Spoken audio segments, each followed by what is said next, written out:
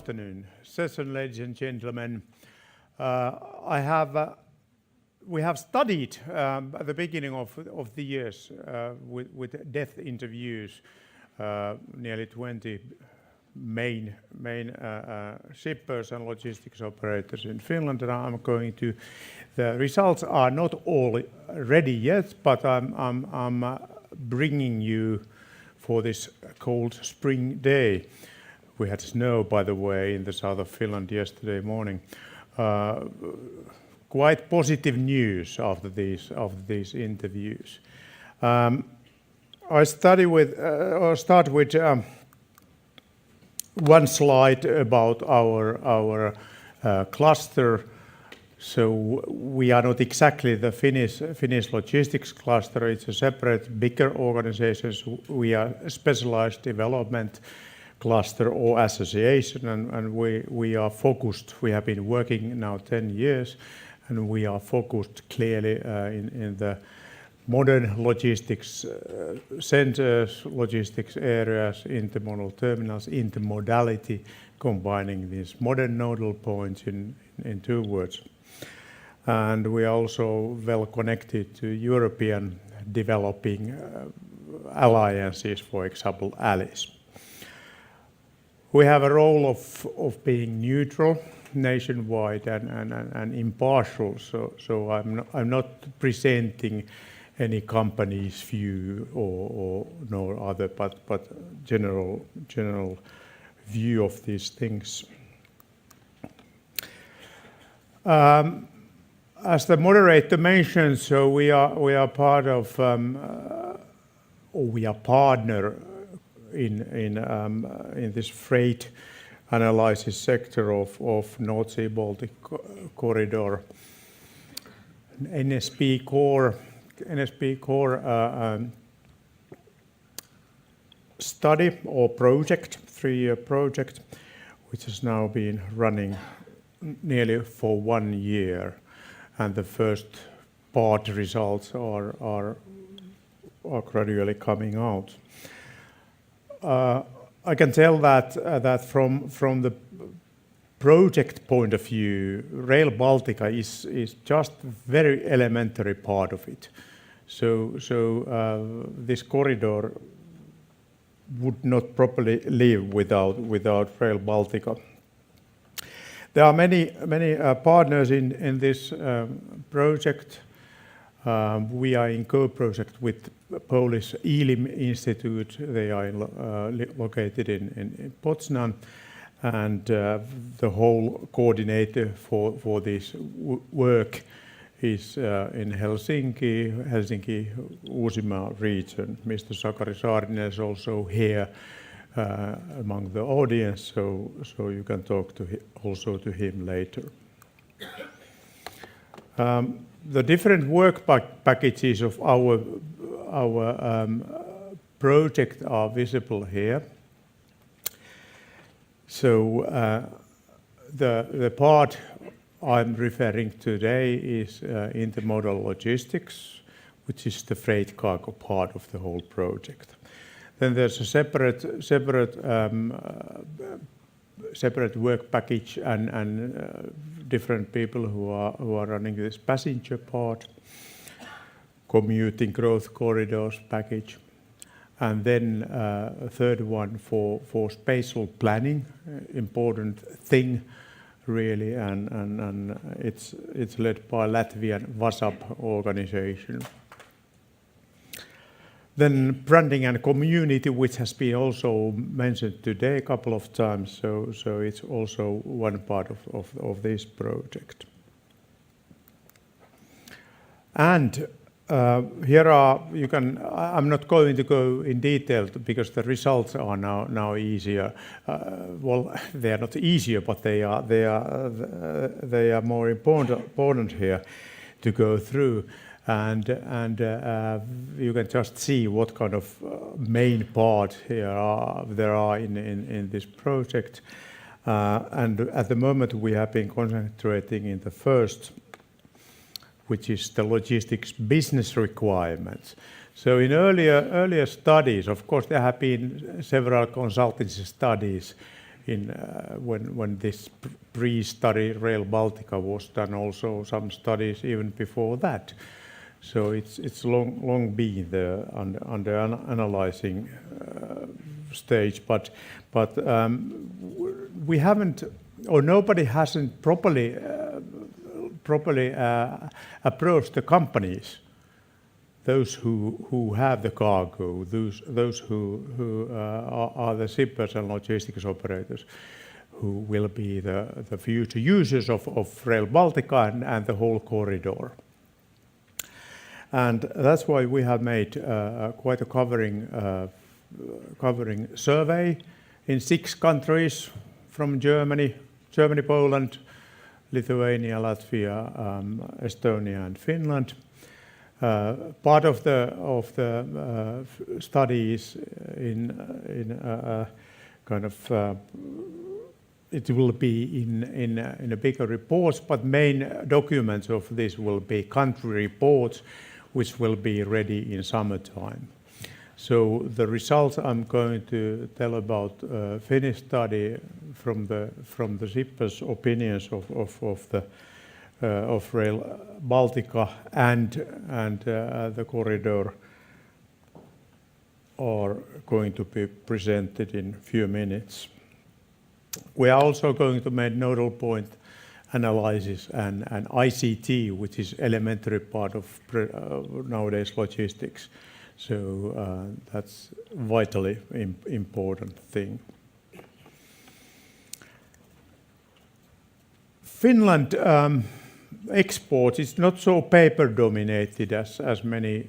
It has been, of course, especially we are talking rather forest industry products, because it's paper, it's only one. It's very much nowadays board and different bio products of different kinds. Of course, sawmill products are traditional things, and of course it's a big industry in Finland, but it's more or less in the hands of 3 global forest giants, and they, when they are getting an order, they decide in which of their mills all around Europe or Asia or South America they are going to produce the order. So they are really global big companies, and still they have many tens and tens of big production units in Finland. So it's equally important than chemical industry and machinery and equipment, transport equipment industry, which is very big part of our technological industry. And for example, Finnish port cranes represent, or the products of Finnish port crane companies, mainly Konecranes and Cargotec, represent a major part of all cranes in the world. Right, so it's quite varied. This and as you can see, quite equal parts there. This export figures. Then when we are talking about imports, so it's much more simple. It's mainly raw material and intermediate goods. So this is typical and capital goods. Of course, consumer goods, like everywhere, also much imported, and of course food is one example, which Central Europe and obviously Baltic countries as well is exporting to Finland. So this of course creates the background for the different cargo analysis. And now I go to the main results so far. As I said, the final results of these studies in Finland and also 6 other countries will come a bit later. after we have had still this roundtable discussions in each country, and we have been also able to compare the other countries' results, and even the same companies replying in different countries, like big logistics companies. So we are talking about potential here today. Is there Finnish potential for Rail Baltica? There is quite a lot, I can say, and forest industry is perhaps the biggest beneficiary. In fact, they eagerly are waiting this new link. It was quite surprising for me as well what are the volumes of Finnish forest companies who are exporting to especially to Central Eastern Europe and, for example, Ukraine. And they have been studying this matter themselves and are eager to find new alternatives. And Rail Baltica, of course, is an alternative. We are one elementary alternative there will be in the market, which will be in the market in the future. Metal products, machinery, they are also likewise, and their cargo is unitized. And then retail trade, especially in import. So there's a quite number of lorries getting up to Finland all the time via Baltica as well, from as long as Turkey. And also some export potential is down to Turkey. They are not using any ships anymore for that, so they are not wanting to go around the whole of Europe. Clearly, the bigger potential is in export, Finnish export, to utilize this than import. Import is mainly retail trade. And UPM, Metsä Group, and Stora Enso are those global giants I was referring to. In technological industries, you can see the list of the names, which partly are very international, and they are really big globally as well. And retail group in Finland is divided by practically 3 groups, so it's quite, let's say, concentrated. Right, let's go to the results now. Big interest. I can tell you that I didn't, when discussing properly with several managing directors, logistics directors, there are no doubting voices. Everybody now believes that Rail Baltica will be there, and they are waiting for it, and they are actively seeking alternatives for their certain transports. And where the potential mainly comes from, it's those lorries. Even paper and sawmill is very much carried by lorries on Via Baltica, even down to Slovak, Hungary, Ukraine, you name it. All countries practically south of Poland and southeast of Poland. So when looking at this potential, we should look at the cargo which moves on Via Baltica in units normally. They are lorries just at the moment. Good thing is that this trade is growing all the time to these mentioned countries or areas. It's bigger than the average growth to other markets. It's 3 to 4% per annum, which means that by 2025 or 6, so it's much higher than yesterday. At the moment, carrier Tallink, which is by far the main carrier of cargo across the Gulf of Finland from Helsinki to Tallinn, they carry as much as 18 to 20,000 tons. Sorry, not tons, but units per month. And if that will be bigger, 25% in 2025, so it's a really big thing. Part of this, however, is for Baltic countries, kind of short distance traffic, which probably will not move on to rail. But the real potential is in more south. And I was just calculating a very careful estimate, because we Finns are now that we are not too optimistic ever, vice versa. So I try to follow that. Of course, now when we are talking about this estimate, so I have calculated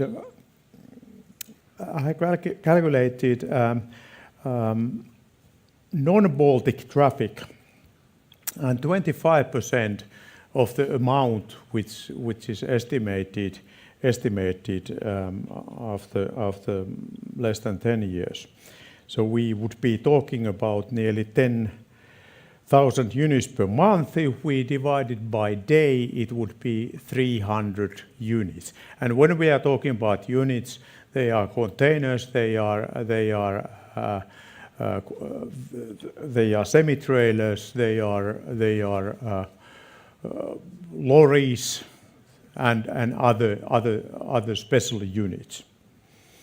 So 300 units per day when we are looking at this kind of quite reasonable estimate. If you want to have bigger part of this Via Baltica traffic, then multiply this, and you can quickly calculate how many trains a day will be needed to carry this.